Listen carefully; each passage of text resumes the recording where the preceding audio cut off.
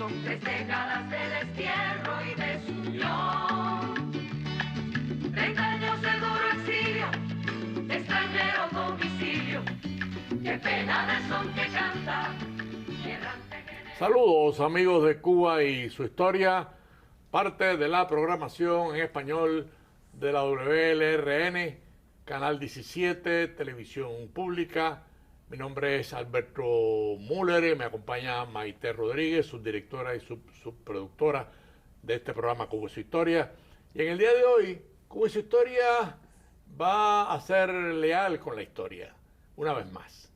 Pero con un tema muy especial, con un tema además muy de acuerdo a los tiempos. Estamos en víspera de Navidad, estamos en horas de espera, como dicen los religiosos, en horas de Adviento, esperando el nacimiento del niño Jesús, ese cristianismo tan lindo, tan amoroso, que ayuda tanto a tantos seres humanos en el mundo. Pero hoy en especial queremos celebrar algo que es historia, y que es historia que ustedes deben conocer. Y me refiero cómo los presos políticos en Cuba, en medio de toda la adversidad de la prisión, celebraban la Navidad en Cuba.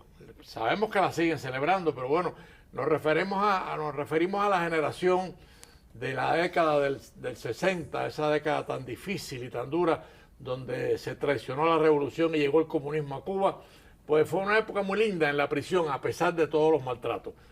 Me acompaña Maite Rodríguez y ella ha estado muy vinculada a este proyecto. Bienvenida, Maite. Gracias por la bienvenida y también a nuestros invitados que presentaremos ahora, sobre todo porque celebrar la Navidad en prisión tiene un significado espiritual, emocional y hasta político muy importante.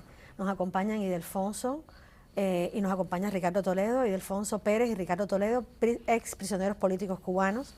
Y con ellos vamos a conversar de lo que es la Navidad, pero antes de hablar de lo que era la Navidad en prisión y cómo lo celebraban y cómo mantenían la fe católica dentro de los muros de la cabaña, queremos que se presenten cada uno de ustedes y nos cuenten un poco su historia. Ildefonso Pérez y Ricardo Toledo. Por favor, Ildefonso, buenas tardes a los dos.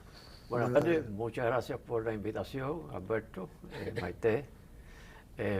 Me complace presentar en esta oportunidad cómo fue que entramos a la seguridad del Estado aquella vez en que nos tocó la suerte, pudiéramos casi que decir, de que fuimos elegidos para soportar las cosas que tuvimos que pasar durante tantos años guardados en las prisiones horribles del castrocomunismo. Y maltratados. Por todos los medios habidos y por haber de un enemigo implacable. Sí. Pudiéramos decir, Maite, que la primera pregunta que a mí me hizo aquel personaje que me estaba entrevistando fue: Ildefonso, ¿tú crees en Dios? Y por ahí te puedo decir que efectivamente el haber creído en un ser supremo me ayudó a poder soportar todos aquellos años difíciles que nos tocó vivir. ¿Cómo cae en prisión usted directamente? ¿Lo apresan en una manifestación? ¿Lo apresan en su casa? ¿Qué sucedió? Fue en mi casa, y puedo decirte primero que unos días antes me casé con quien es hoy la madre de mis hijos, y noté que había demasiada gente esperándonos cuando llegamos de la iglesia. Y nosotros habíamos advertido que estábamos en problemas de tipo político con el gobierno de ese momento, y le pedí a mi novia en aquel instante que tratara de no invitar mucha gente, porque tenía la preocupación de que vinieran con ellos elementos enemigos, ¿no?, de nuestras creencias. Y sorpresa, había mucho más gente de la que podíamos ver. Era un segundo piso y casi no pudimos subir por las escaleras. Ahí estaba la seguridad del Estado. Ya teníamos preparada la fuga y no hubo necesidad de hacerlo, porque plan número 2 era un auto que se situaba al frente y podía escapar yo. Mi mujer, en ese momento ya casados, pues sencillamente se echó a llorar y quiso que irse conmigo, y ahí arrancamos. Y bueno, en fin, tuvimos unos días fuera, regresamos, nos avisaron que habían dejado allí una gente vigilando la casa constantemente, de la Seguridad del Estado.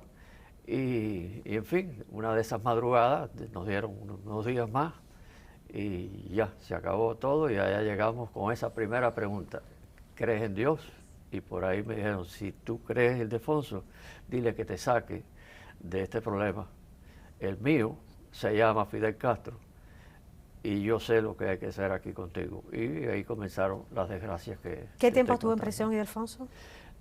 Me pusieron 6 años y me regalaron 2 o 3 días más. Decían que iba para otro lado porque era un poco rebelde, según ellos.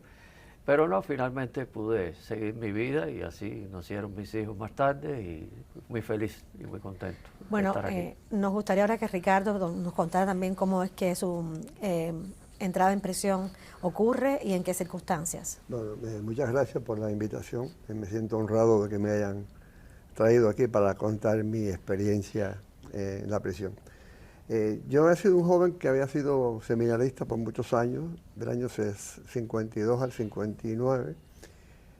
Yo salí del seminario en diciembre del 58 y pues nada, decidí pues cambiar mi vida, ¿no?, de vocación, pero yo seguí siendo un católico practicante. Yo era muy activo con Monseñor Bosa Masvidal en la parroquia y llegó la festividad de la Navidad, de la Virgen de la Caridad. Entonces, como siempre, se sacaba una procesión por el barrio. Era muy popular esa procesión. Ya en el 59 ya. En el 59, septiembre del año 59. Y había la alternativa de que si daban el permiso, si lo autorizaban, si no lo daban. En fin de cuentas, hasta última hora fue que negaron la autorización de sacar la procesión. Pero ya el ambiente estaba de que si lo negaban y no lo negaban, y eso se fue corriendo. Porque Monseñor Bosa era muy popular. Monseñor Bosa era, yo diría, que la voz que empezó a alertar al pueblo cubano de lo que nos iba a suceder con el gobierno. Porque los boletines parroquiales de Monseñor Bosa se publicaban en todas las parroquias de la isla. Y Bosa era un punto. Aparte era director de Villanueva. Y era arzobispo de La Habana. ¿Ya era obispo auxiliar también? Era obispo auxiliar de La Habana. Ya era. Y era director de la Universidad de Villanueva. Sí. Bueno, pues entonces ese día efectivamente negaron el permiso y Monseñor nos reunió a nosotros, a los jóvenes de la parroquia, el día antes pidiéndonos que tratáramos de ser como un elemento de calma, ¿no?, que no hubieran disturbios en la iglesia, pero no se pudo controlar. Empezó a llegar miles y miles de personas. Yo diría que habrían más de 5.000 personas. En la iglesia y en la esquina de San Luis Manrique estaba topado aquello.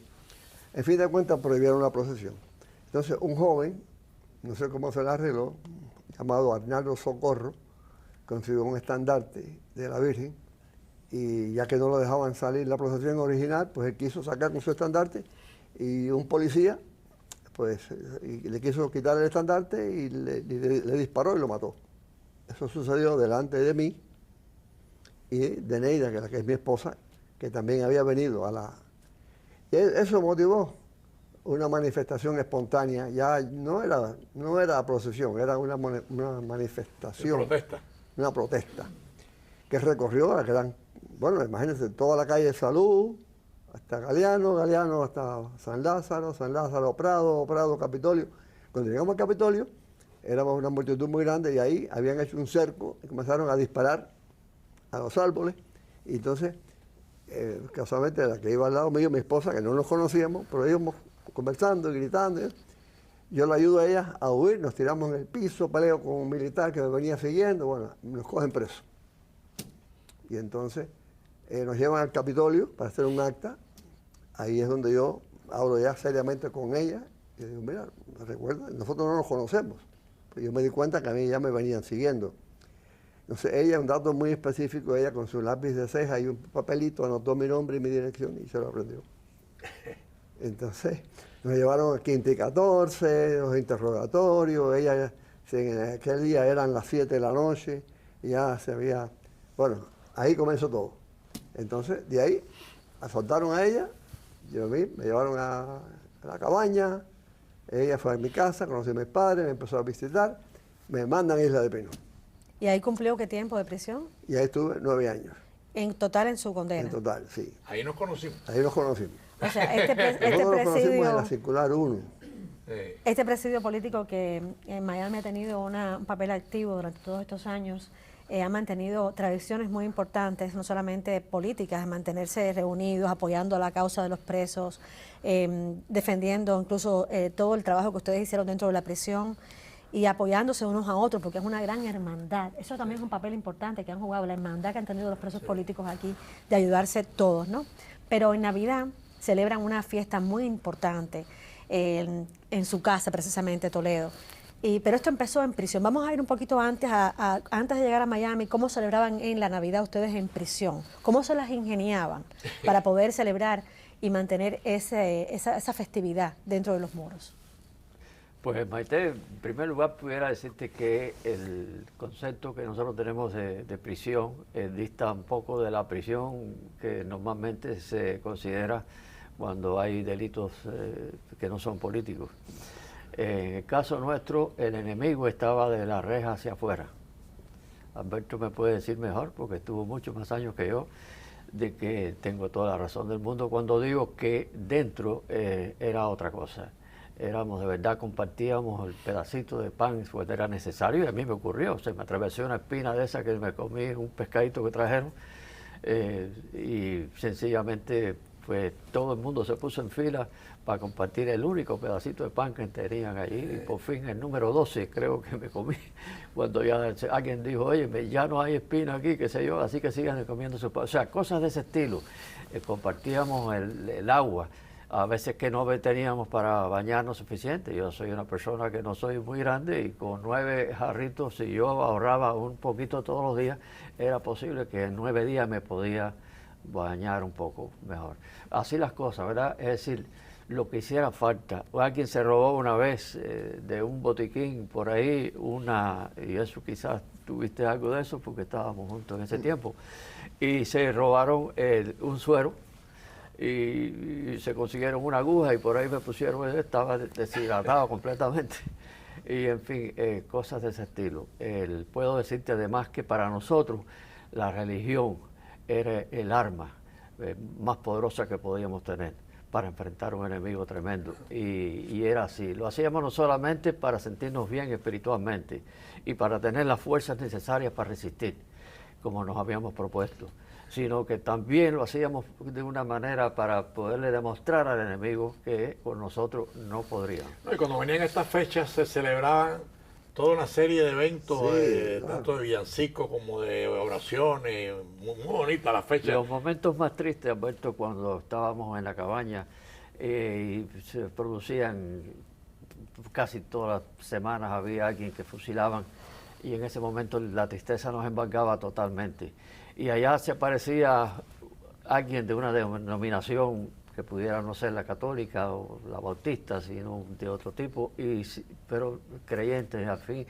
Y de pronto cuando el silencio nos abrazaba y sufríamos aquellas tristezas tremendas, alguien decía, Cristo rompe las cadenas. Y allí comenzaba todo el mundo, Cristo rompe las cadenas, y a gritar y a emocionarse. Y podíamos pasar por alto la situación. Toledo, recuerdo que he hablado con varios de ustedes y me contaban que en prisión se las ingeniaban para introducir cositas que pudieran hacer un árbol de Navidad, cómo organizaban el coro, qué hicieron para que esa Navidad no fuera tristeza, sino ilusión. La inventiva, ¿no?, del preso y el tiempo a veces pues facilitaba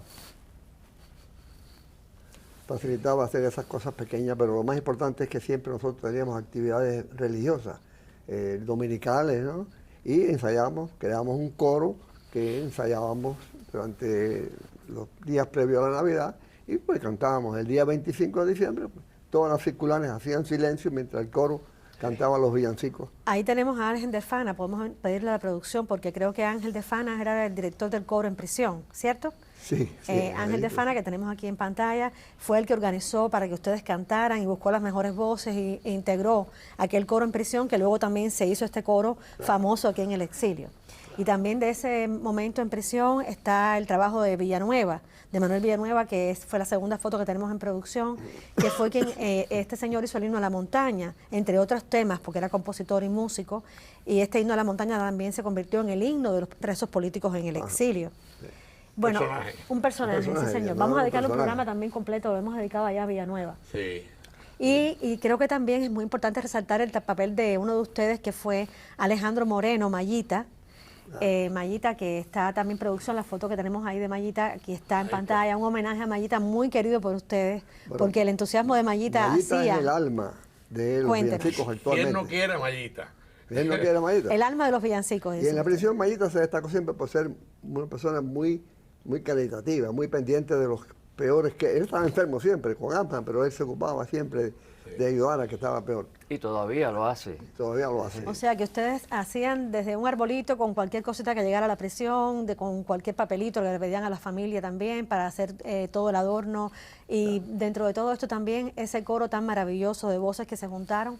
Y cómo después traen esta Navidad aquí al exilio. Ya en Casa de Toledo, he estado yo también viendo esto. Cuéntenos un poquito de esto. Bueno, Mayita es la persona que se ha ocupado de llamar a la gente, siempre de coordinar para aglutinar las personas. Y empezaron entonces a hacer los ensayos. Aquí estamos viendo ensayos ya Ajá. directamente de los villancicos en su Ahí casa. estamos. Entonces Cuéntenos. Mayita siempre es la persona que aglutinaba a la gente para eso. Y después, bueno, nos fuimos organizando.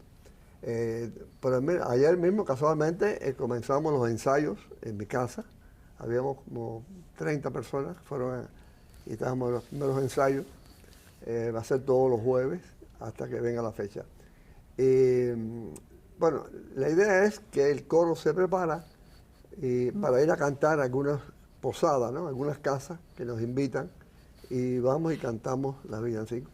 Entonces, en mi casa se ha distinguido porque mi esposa tenía una amiga, una compañera de trabajo que era su asistente, que se llamaba Pili, María del Pilar Jarro, que tenía un pariente, esposo preso. Vamos a pedirle a la producción que nos pongan el video de lo que usted nos está narrando ahora, de este video en el que vemos todo lo que ha sido esa producción tan bonita en su casa. Cuéntenos de Pili. ¿Qué hacía Pili en este momento? Entonces, hubo una época, ustedes recuerdan, que se puso muy de moda aquí, que no se podía decir Feliz Navidad, había que decir Felices Fiestas, pero como que hay la fiesta, pero no se decía a quién vamos a celebrar la fiesta. Entonces, a mí se me ocurrió comprarme algunas imágenes grandes para hacer un nacimiento, pero no se encontraba en ningún lado. Entonces Pili...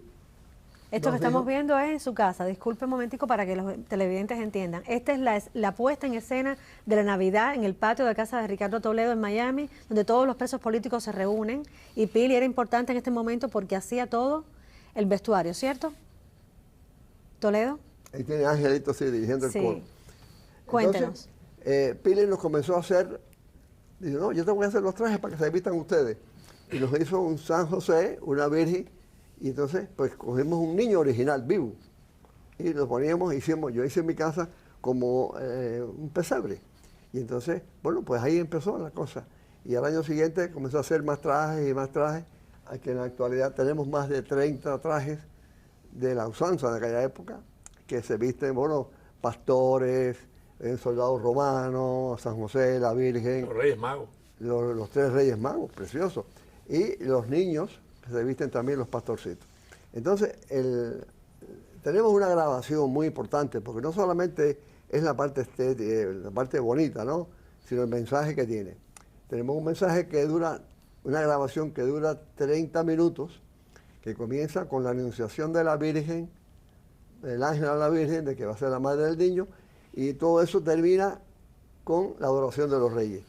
Todo eso es movimiento. En el patio de la casa no, eso es un escenario en movimiento de personajes que vestidos a la época, con buena iluminación, con cantos, con villancicos, los niños bailan frente al niño Jesús, y el público, ponemos toda la silla de la casa del preso, la ponemos en el patio de la casa e invitamos personas. Van más de 100 personas. Lo más interesante de este cuento, Ricardo, es cómo los presos, al principio en la prisión y después fuera, Claro. han seguido siendo fieles a todo el mensaje amoroso y solidario que tiene la Navidad con el nacimiento del Niño Dios, ¿no? Claro, imagínate. Claro que sí. Lo que sucede es que originalmente nos vestíamos, todos éramos presos, pero ya han ido fallando. Por ejemplo, Roberto Perdomo. ¿Quién se puede imaginar que un hombre que ha estado casi 30 años preso en celdas tapiadas, cerrado, que tú te imaginas un ser humano lleno de odios y rencores? está haciendo de Rey Mago. Vamos a poner un momentico la ¿Eh? foto, producción, de los Reyes Magos, si es posible, porque me gusta detenerme en esta foto. Ricardo lo acaba de mencionar, a Roberto Perdomo, al tío Roberto, y también está también ahí de Rey Mago Felo, Felo y Taquechel. Eran los 3 Reyes Magos, y que en cada Navidad para ellos era muy importante, ahí están, reunirse para celebrar estas fiestas tan bonitas, tan tradicionales. Y Delfonso, para usted, viendo y siendo parte de esta Navidad, de celebrar los villancicos, de cantar, de preparar las comidas, de reunir a todos los presos, ese himno a la montaña, ¿qué significa cuando se canta entre ustedes? Bueno, te puedo narrar un momentico cómo comienza ese himno. Cuando suba yo a la montaña y en la cima nos podamos volver a ver. Será entonces cuando el sol amanezca, flotará una bandera y podremos volver. Es decir, con nosotros no solamente estamos diciendo que podremos desaparecer, pero la idea nuestra va a prevalecer. Habremos de volver. Y Cuba será lo que quisimos que siempre fuese, libre, independiente, soberana y feliz. Amigos de Cuba y su historia, para los que han sintonizado tarde, estamos recordando, o sea, estamos aprovechando que estamos en víspera de Navidad, y este programa está recordando cómo los presos políticos, tanto en Cuba en aquella época, sabemos que actualmente la sigue celebrando, pero celebrábamos la Navidad y después esos cientos de presos que han llegado al exilio de la década del 60, 70, 80, pues todavía aquí celebran la Navidad. Este programa sencillamente es para recordar y compartir con ustedes la importancia de la Navidad en los presos políticos y cómo esos presos políticos ya veteranos siguen siendo fieles al mensaje y siguen celebrando la Navidad aquí. Déjame decirte, los presos y las expresas, porque Sí, claro. muy importante, Toledo. Hay una foto Muchas también expresas, que cómo tenemos no. aquí de las presas políticas que se celebran siempre con ustedes, porque tan importante es el papel de los Ahí está, plantados ¿ven? como los plantados. Ahí está. Estas son las presas políticas Las cubanas, presas políticas parte que del han grupo, cumplido porque son largas más. condenas, Exacto. 15 años. Muchas de ellas están, algunas fallecidas, otras están todavía con nosotros, gracias a Dios, y ellas también son parte de esta celebración, muy importante. Claro, sí, para nosotros los hombres era difícil la prisión, imagínense. Estas eran todas muchachitas de 18, 20, 25 años, jovencitas, en esas prisiones. Es terrible lo que pasaron. Sí. Me gustaría que ahora pusiéramos también, si podemos escuchar un pedacito de los villancicos cantados por ustedes, porque esa preparación de cada semana ir a casa de cada uno de ustedes, ensayar los villancicos, si podemos escuchar por favor el video de los villancicos que tenemos preparados.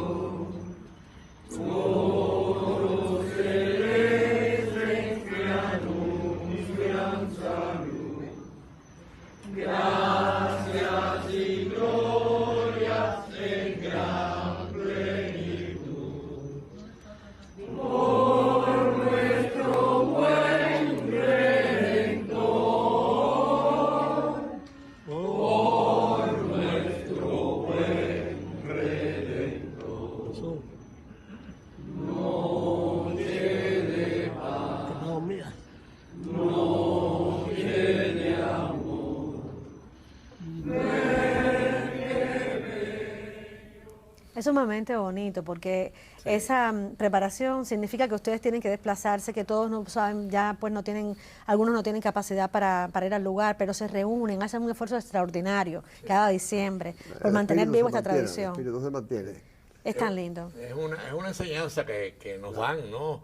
En el sentido de que en medio de tanto sufrimiento, para nosotros con Cristo y con Dios había una noche de paz. Claro. Y eso los presos fueron capaces de ponerlo bien alto, ¿no? Y todavía lo siguen poniendo aquí en el exilio. No, pero, ¿no? usted sabe que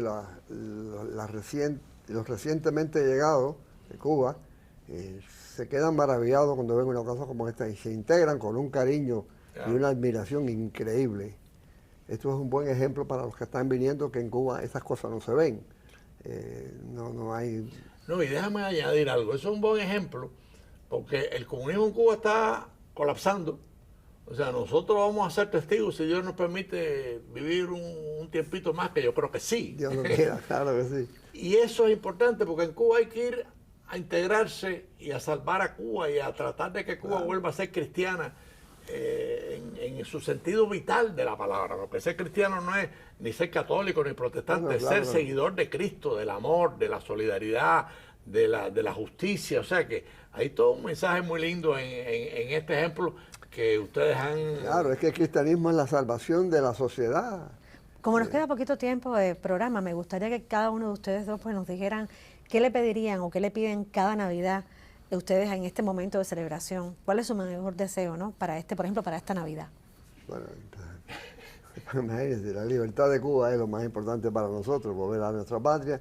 Que Dios nos permita hacer esto mismo en Cuba. Y bueno, la salud, la familia, que Dios nos dé la oportunidad de ver. ¿Y tú qué le pedirías, Ildefonso? Bueno, le pediría que me permitiera sentarme un día frente al obelisco de Marianao y cantar La Montaña con mis nietos. Qué bonito. Sobre todo porque sus nietos nacieron aquí en el exilio. Y ustedes han hecho un esfuerzo extraordinario por mantener que su familia, que los niños, que la gente, la generación más joven conozca lo que es la Navidad para ustedes, con el significado además de lo que es la Navidad para los presos políticos, para Cuba, ¿no? Así que les agradecemos muchísimo, les mandamos a todos los presos políticos cubanos que están en prisión en este momento y a los que están aquí un beso enorme y la bendición de Dios sobre todo para que en estas fechas puedan tener la esperanza de ver nuevamente un día Cuba libre. Y además el compromiso de que vamos a regresar. O sea, somos de la generación que quiere regresar y que va a regresar. Gracias a ustedes por el programa. Creo que ha sido un programa espectacular. Maite, es una forma de honrar no solamente la Navidad, que estamos en víspera, sino honrar el presidio político de hombres y mujeres que tanto se han sacrificado por ver a Cuba libre, y la van a ver, y por ver a Cuba libre y ver a Cuba en paz, en felicidad y en libertad. Gracias por la presencia de ustedes en Cuba y su historia, y nos veremos el próximo domingo a las 4:30 de la tarde. De nostalgia, son 3 décadas de destierro.